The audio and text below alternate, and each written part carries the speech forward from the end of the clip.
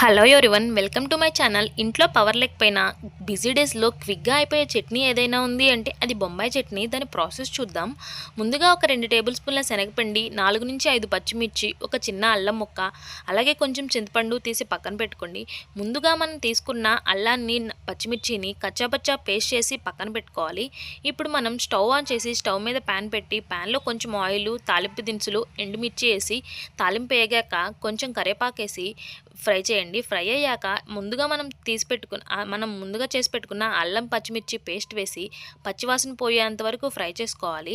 ఇందులో కొంచెం పసుపు వేసి పచ్చివాసన అంతా పోయాక మనం ఇందులోకి ఎసురుకు తగ్గట్టు వాటర్ వేసుకోండి.